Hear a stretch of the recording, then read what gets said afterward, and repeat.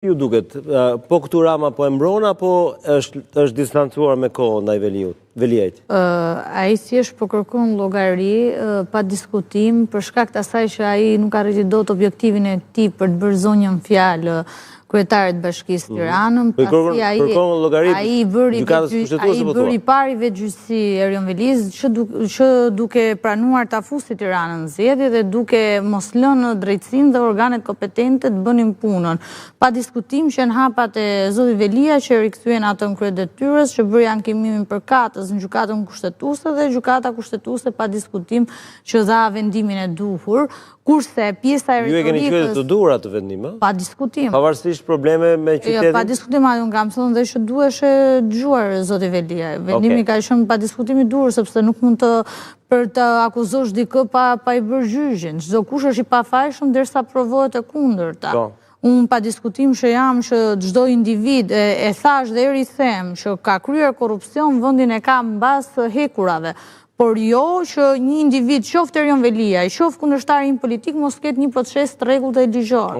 Jam avokate, kështu që për sa i përket drejtësisë duhet jetë barabartë dhe duhet jetë e njëjtë për gjithë. Prandaj kam ngul dhe që të rasti Balluku, kryeministri i vendit duhet t'japi drejtësisë atë çka po kërkon, që është heqjen e imunitetit zonjës në fjalë.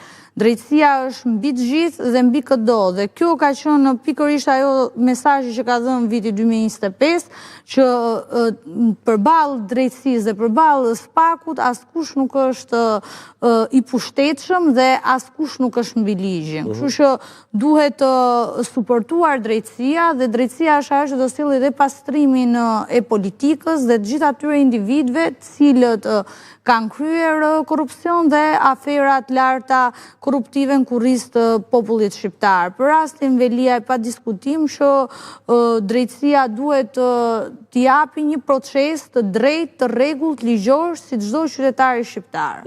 Dhe jo të merren hapa dhe jo të merren vendime të cilat nuk janë të artikuluara në ligje, si rasti zgjedhjeve që kryeministri donte të fuste Tiranën ditën që do prezantonte kabinetin e vet qeveritar. Dhe këtu neve jemi përballë faktit që shteti ligjor në Shqipëri më në fund po funksionon. Po funksionon shteti ligjor, thot zonja Balliu, ndërkohë se shohim shumë ankesa të Ramës, pse ky është në burg, thot, pse ky tjetri në burg, pse ka shumë para burgosur. Pra kryetari i Bashkisë sot po vuan heqjen e lirisë. Jo, okay, unë po e shtroj pyetjen në pozitat ministri, edhe për mua. Unë po e shtroj pyetjen në pozitat një gjyqtari. Tani ka ndonjë proces të pa rregull ligjor në këto raste? Dëgjoj, është perceptim. Nëse gjyqtari ka dhënë një vendim që është antidemokratik, hajta gjykojmë gjithë. Ka shkuar prokurori, ka kërkuar masën dhe kaq. Jo, të lutem, mos ta ndajmë, nuk janë vendime antidemokratike, sepse këtë nuk e vlerësoj unë. Prokurori më fal një sekondë, prokurori pa diskutuar as KLP-ja. Por gjykata që vendos. Po pra, këtë po them pra. Nuk jam unë as KLP-ja as KLP-ja. Jo. Është detyra e prokurorit që ta kërkojë, por nuk është. Pyetja ime është kjo.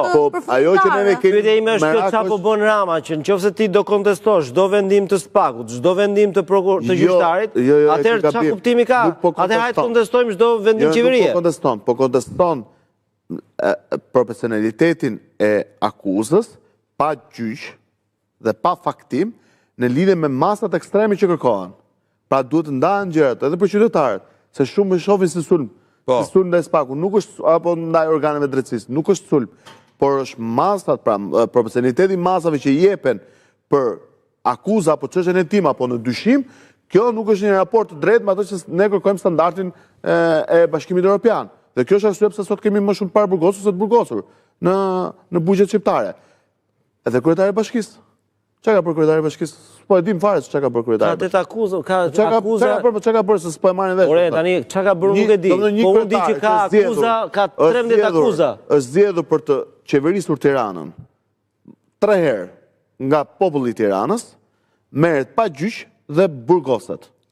burgosët, duke hequr mundësinë, ata që ti e ke marrë, duke hequr mundësinë. Duhet dalem këtu, se janë 2 milion shqiptarë, të lutem. Janë 2 milion shqiptarë që na dëgjojnë. Dhe pranë gjykata kushtetuese, i dha të drejtë. Ma lër ku e kam atë këndvështrimin. Është sepse respektohet individi dhe ai është i zgjedhur.